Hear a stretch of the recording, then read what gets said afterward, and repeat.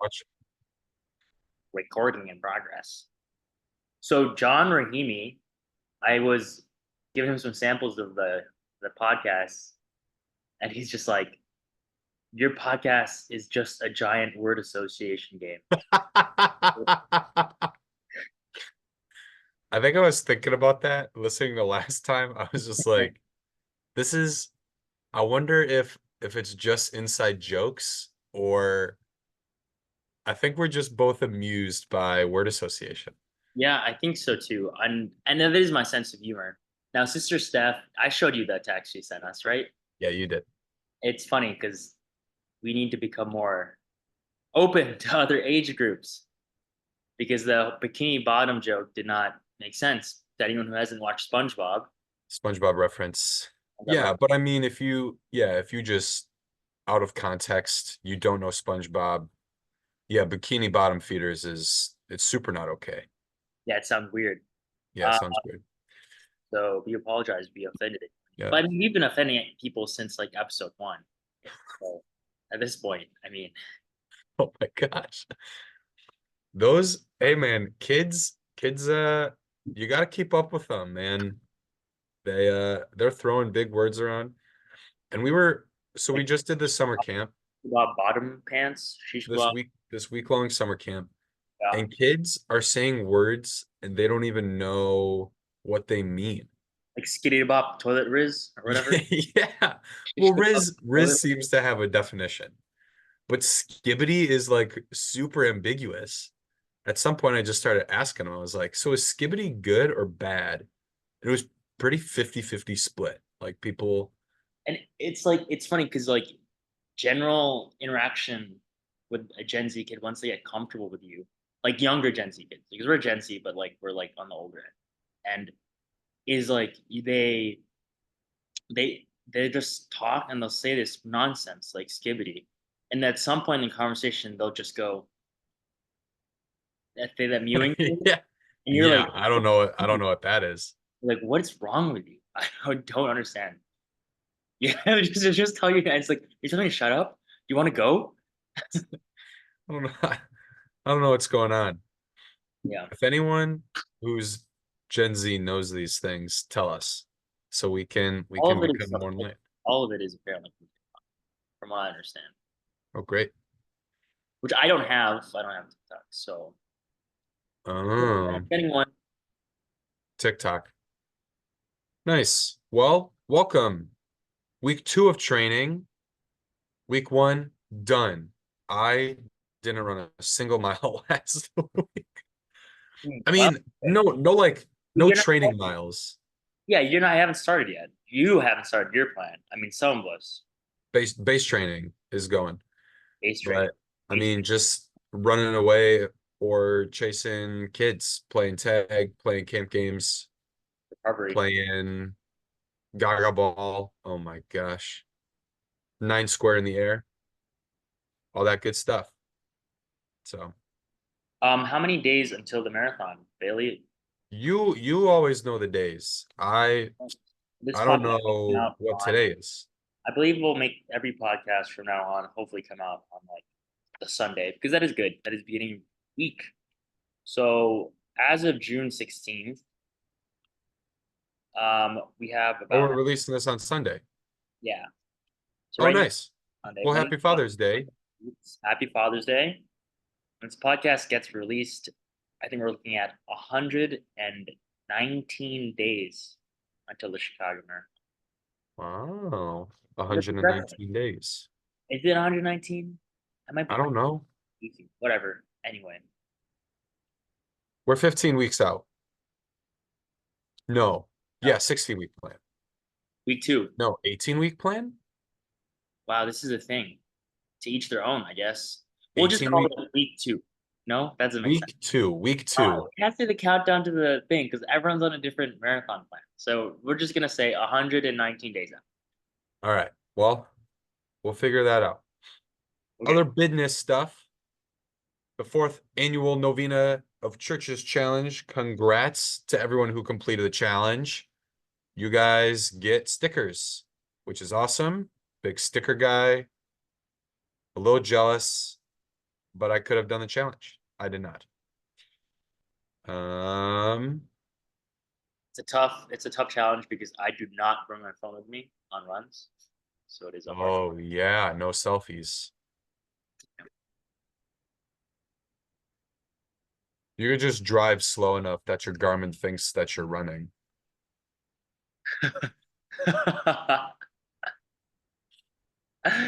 Drive slow enough to hatch your Pokemon Go eggs to make you think that you're walking.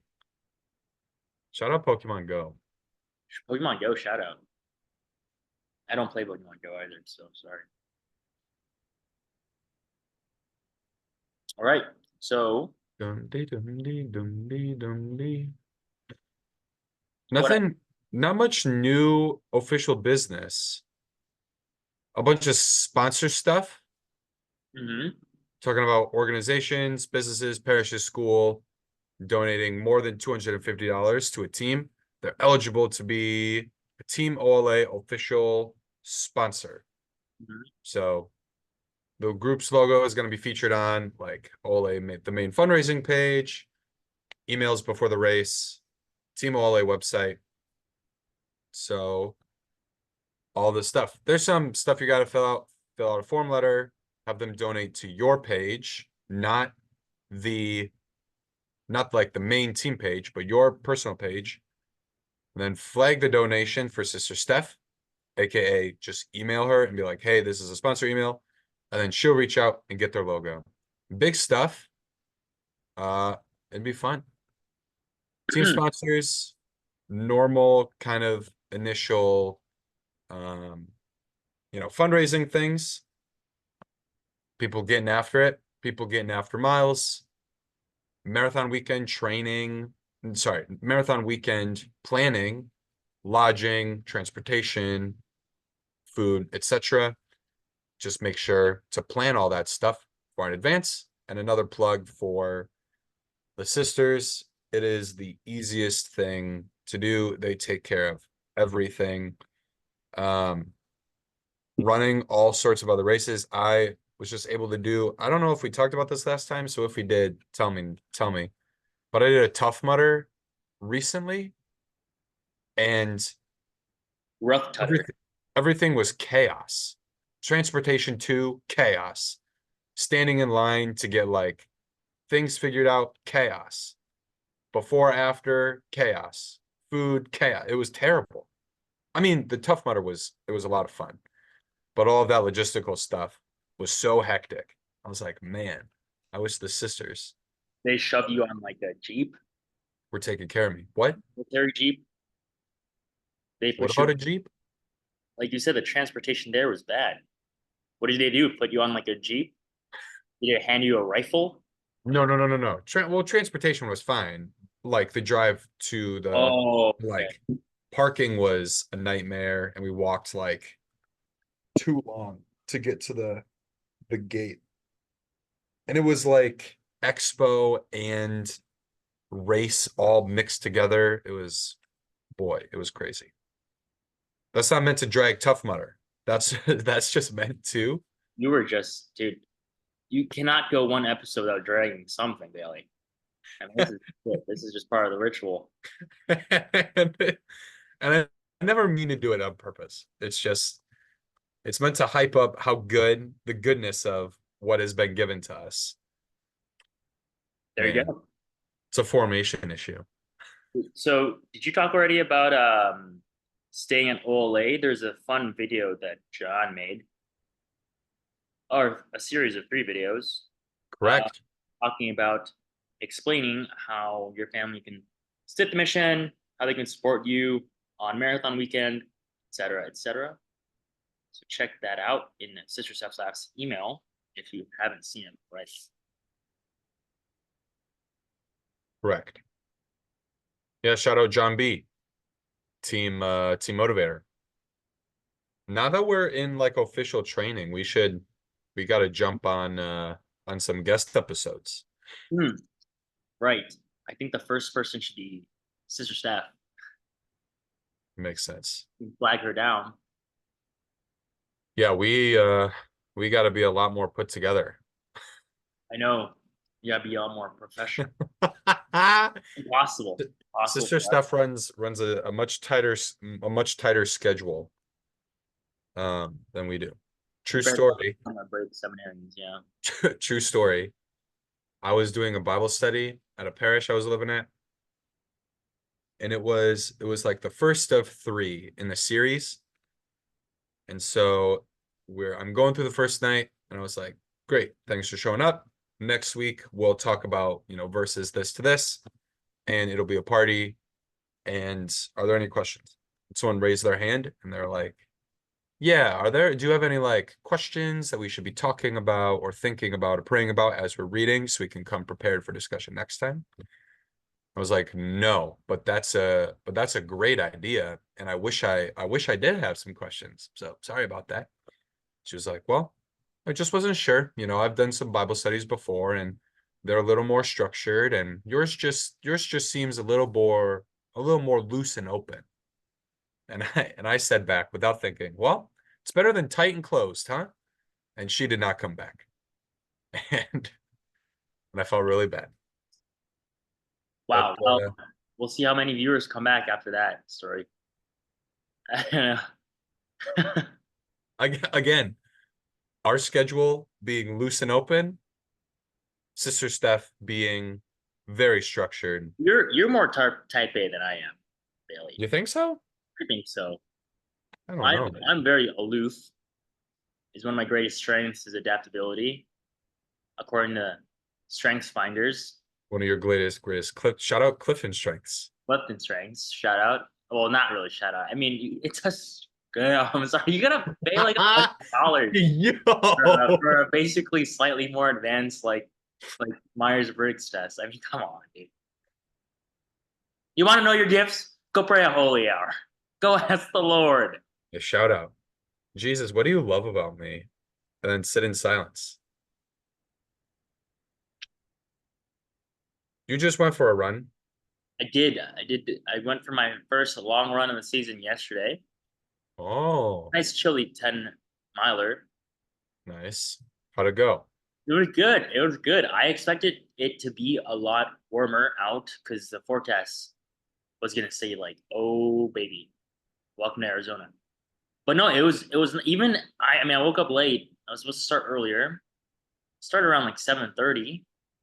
And it was weird because I forecast I think said it was like it's gonna be super sunny and it's gonna be like 75 by 7 a.m. And it was chilly. It was like pretty chilly. There's wind. It was cloudy, and it started raining a little bit as I was running, which actually felt really nice. It wasn't Nice. one of those like hard rains. It was like a little bit of a drizzle, which kind of cooled you off, Ooh, especially as I was warming up. So, but then towards the end of the run, mile 8, it was like, oh, I'm gonna die. This is hot. So, but it was hot good. It pop. was good today. Recovery run. We're just staying chilliest, as I like to say. And then tomorrow, well, tomorrow I don't know what I'm gonna do. Here's my biggest struggle, and I hope people can enlighten me on this: is living here in the city of Chicago. Their hills just aren't a thing, right? So when your program is like, hey, you're gonna go do some hill repeats, it's like, uh, I don't know.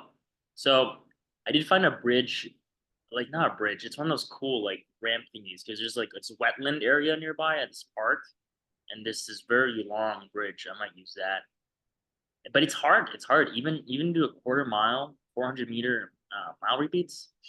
Hard to find those. Hard to find those or Yeah, hill repeats in I Chicago. believe it. Rockford, you got hills everywhere. We got hills. We got a good amount of hills.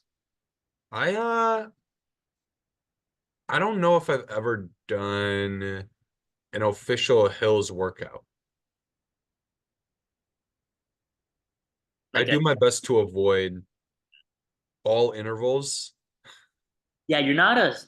I remember last year I asked you. I was like, "Do you want to go on like a track speed workout with me?" And you gave me some rude answer. You were like brutal. You're like, absolutely not. I think I'd rather go, bleep bleep bleep or whatever. I don't know. No way. I know you said something. I was like, Probably okay, said I'd rather Bailey like does not like saw my speed. leg off or something. Yeah. I was like, wow, Bailey does not like speed workouts. Okay. Yeah, they're so hard. They're so hard. If you enjoy a speed workout and you have the strength to do speed workouts, you have my undying respect. I see it's the choice to run fast, I think, that is crazy. Like if I'm running fast, I'm running fast, and then I'm running slow, the decision to run fast again is so hard. That's true. You do have to choose, so you can't just let momentum carry you. I know. I think that's good though. I mean, talking about spiritual, exercising the spiritual life too, right? Strengthening my will. I You for choose to run fast in the same way that you choose to love someone you don't find easy to love, or you choose to get up and pray, or you choose to go to mass on Sunday, etc. Train yeah. those muscles. Yeah, Choose sex. it'd be something like if you're in a holy hour and you keep getting distracted, it's like, oh, I'm gonna choose again. Oh, I'm gonna choose again, you know? And spiritual writers say that Jesus delights in the choice. Like, oh, I get distracted. I'm thinking about running again. I'm going to choose to focus back on Jesus. He delights in the your choice of him again. So I was thinking about this too. The beauty of marriage is just it's a training plan for learning to love unconditionally as the Father loves us. It's kind of cool if you think about it. Yeah, because it's like I don't know. I mean, I'm not married, obviously, but I talk to married couples, and it's not rainbows and sunshines all the way through, right? So, and there are true. ups and downs, there are hills, sometimes hill repeats, intervals, recovery runs, etc. All the things, you know. Truly a marathon, and yeah, the consistent thing that seems to be a part of the marriage plan is every day you wake up and you just get back at it. Choose to love, even when it's hard, even when it's easy. Choose to love. So I think that's a beautiful thing. I'm like, wow, learning to love as God does. Marriage. Fact. Way to go, married You couples. are you a Magnificat guy? I do like Magnificat. There was a reflection, like a daily meditation, that had something to do with that. I Mm. can't I can't remember it other than like I don't remember the I read steps. Magnificat in Spanish, and so they have totally different reflections. Oh, It's seriously? totally different. So I have no idea. Yeah, I don't remember who wrote it, but it was like training. Yeah, it had something to do with like training yourself in love, Mm. which is very cool. Because that's been, I mean, that's been the readings this week is, or this last week has been, you have heard it said, don't kill anybody, but I say to you, if you're angry with your brother, if you say to him, Raka, Rakato. if Yeah, you say to love him, that. you fool. Cool. Which is an interesting translation. Rakato. Yeah, so Yeah, maybe if I remember, I'll send out that meditation, or we'll give it a shout out next time. But for yeah. now, we'll just shout out the Magnificat. Shout out to Magnificat. Please, Or if we're feeling really crazy, I run down the hallway, grab one, sit in, and I try to find it. you can while I go through this last email. Do it. All right, Bailey's on the run.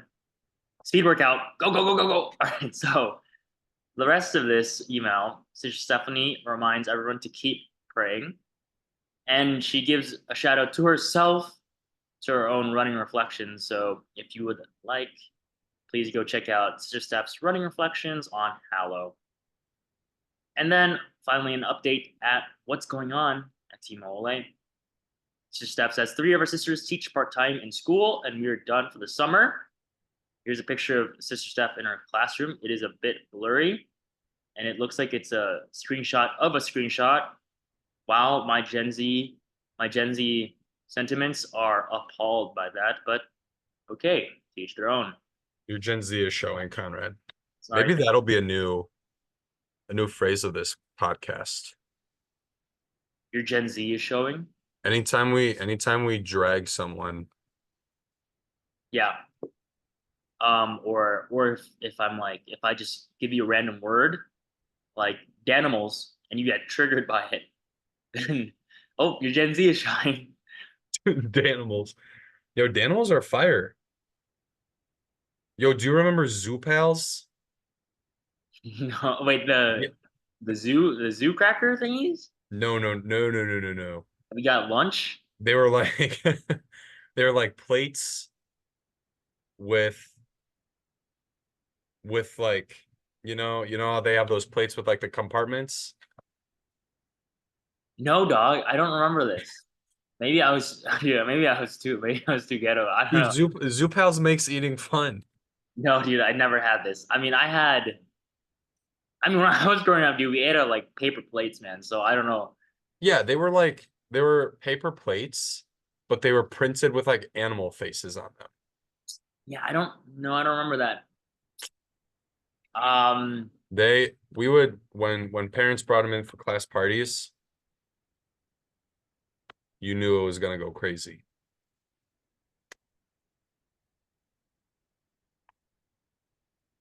This is I found the meditation in the Magnificat. This oh, is read it off. Rhonda Shervin. She's a convert from Judaism, a professor of philosophy and theology, the author of over 50 books. Oh, So saith Magnificat. And the excerpt is taken from The Church of Love. okay. But she writes, um, love always aims to be strong enough to last forever. Only bitter experience makes people stop striving for such an eternity of love and settle for something less. Hmm. So it talks about like when when someone has, great love of Christ and neighbor, he like draws through the like he's learning to grow in virtue and there's a great desire to grow in virtue. Then he receives like peace and comfort, and then he begins to experience the Lord's voice more.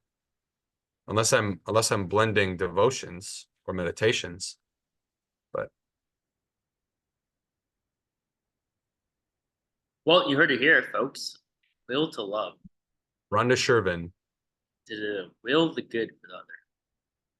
Bang! Shout out St. Thomas. love and freedom become reconciled, for he has used his freedom to choose one unique, irreplaceable person to whom he responds with his whole heart and strength.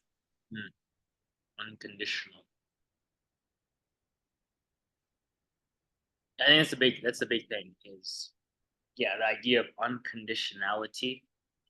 How much do we place that standard on things? Like our relationships, those who we have in our close proximity that we have to care and share and cherish and love.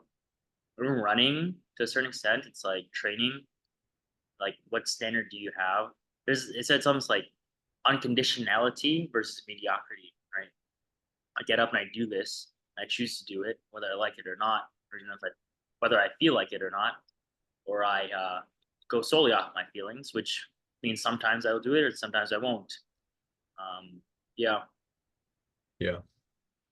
And like sometimes there are days where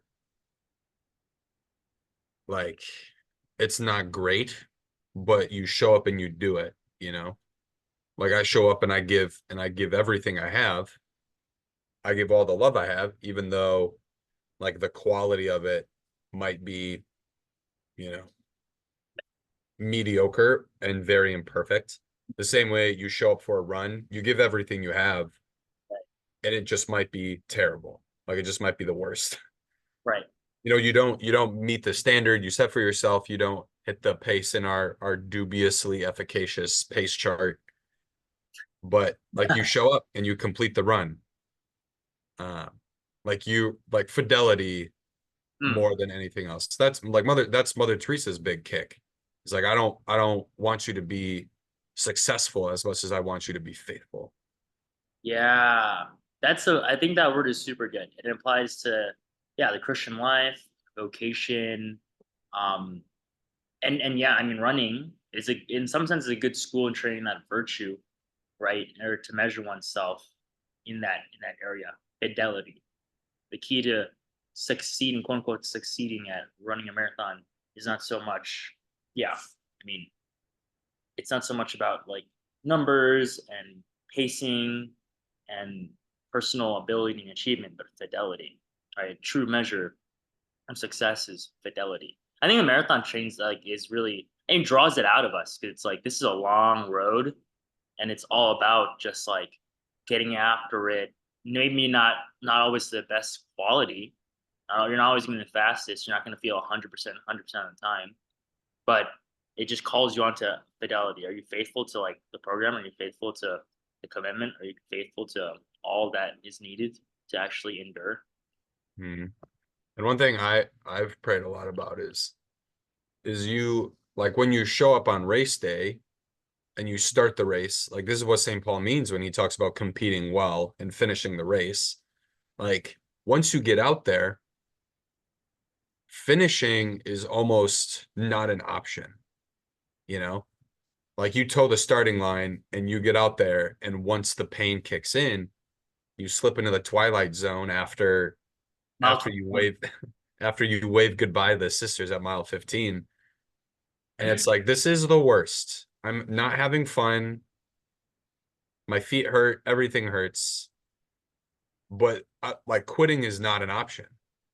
Yeah, Like I'm gonna lock in and finish this race, yeah, you know? So like when struggles come or when temptations come, like in the context of love, it's like, okay, I could jump ship and give up, but like giving up is not an option. yeah, yeah. This is the Christian side of running. Is just yeah. I definitely see it as like it trains the will, trains the will. It can train the will. So it's to not only train the flesh, but also train the will. So if you can choose to get up and run and choose to finish and fight through pain on a run through your will, one should also be able to do that and loving and serving and all these things. Hmm. So they go hand in hand, flesh and spirit, flesh and soul, body and And soul. of course, the important asterisk being, you know, the strength of will comes from ultimately God the Father, Jesus Christ, the work of the Holy Spirit, you know, Yes, it to can't just balance out be that. Pelagian like Yeah, yeah, exactly. that's true. That's true. You Now, don't want to be a Pelagian, but don't want to be a yes. quietist. Now, some people won't understand what you mean by Pelagian. Can you explain this, Professor Bailey? The In glasses go short, down. My glasses slightly. in short, Pelagianism was a heresy that uh, that held that you could earn your own salvation. So like I don't need God's help to become a saint. I can do it of my own power and of my own will and of my own strength, self-mastery, self-control. So all heresies are just a perversion or a twisting of one truth without the opposite side. And this one leans too heavily on the fact on the importance of the will and doesn't give enough credit or any credit at all to the work, Right. the And then essential and redemptive saving work of Jesus Christ.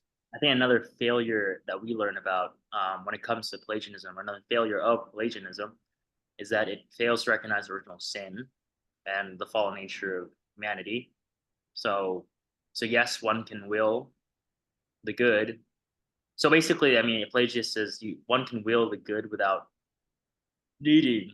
One can choose to do good, to choose the good without the help of God, right? And that would be true had we not fallen, I think. But he doesn't. Problem is he doesn't acknowledge that reality. So we are fallen, and because of that, we are inclined to sin. We are not inclined to doing the good, and without God's grace, we cannot consistently choose to do the good. Right? We might sometimes happen to choose the good, but we cannot consistently do so about the help of God. So it just says one cannot consistently train. I don't know.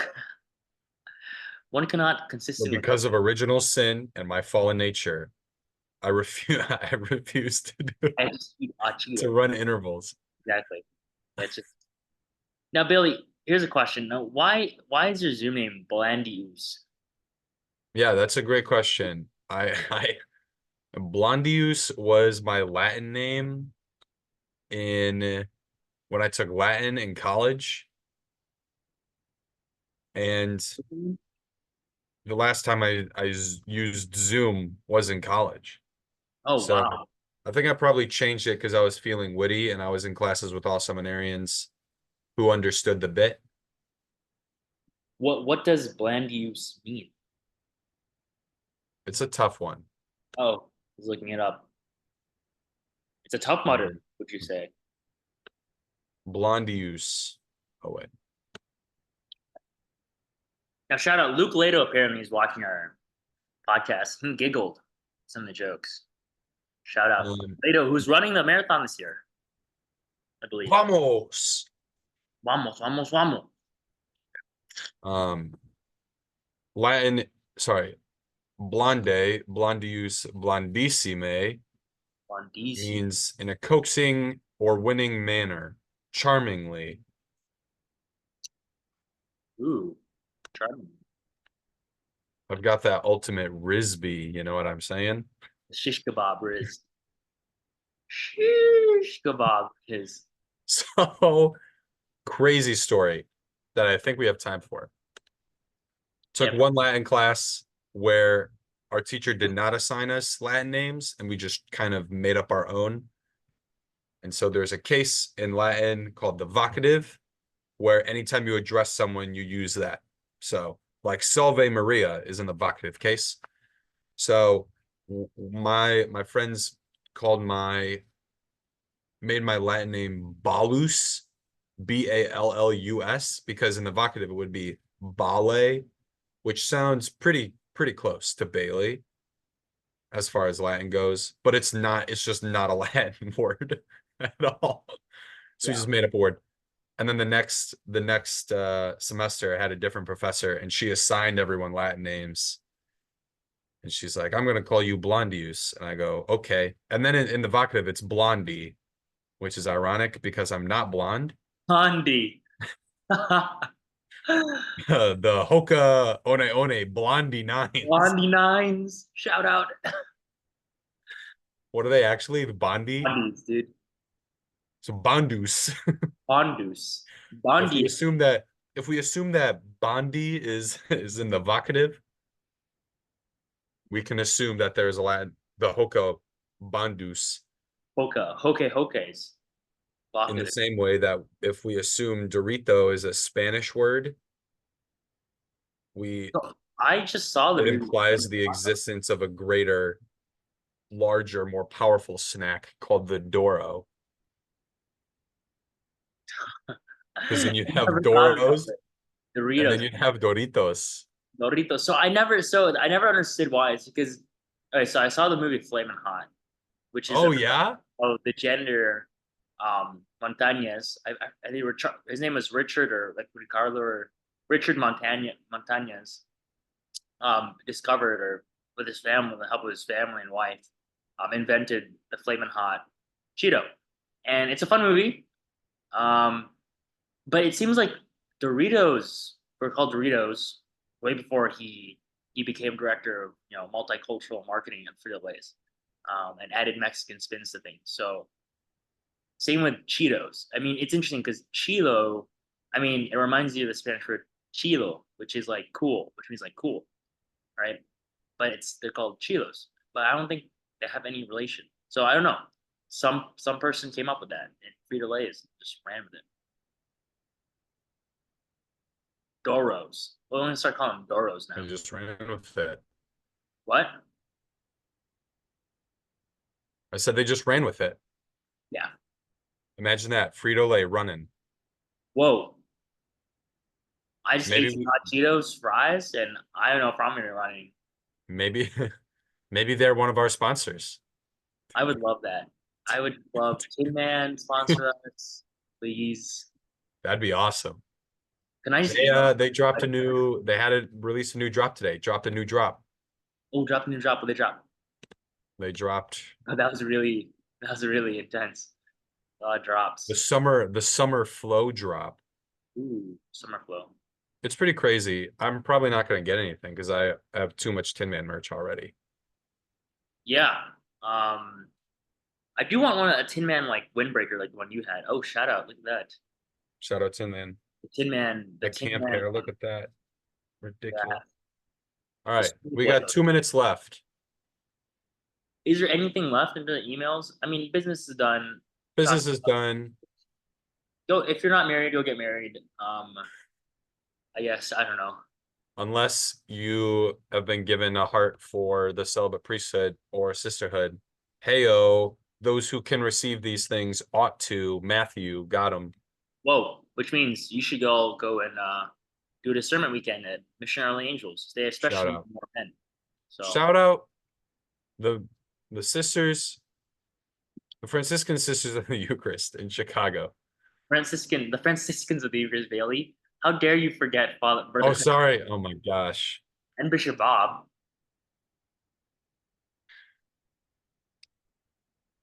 I Well, just outed myself as a sexist yeah. in the So last Bailey has to minutes. drag several people every podcast. I mean, he's just doing it.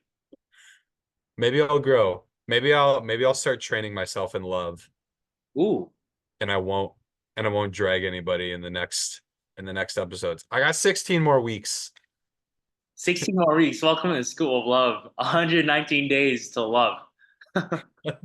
until love until love is perfected. The love is perfected. We're just journeying to the eschaton. Yeehaw. Amen. Yeehaw. Well, we'll see you next week. Happy training.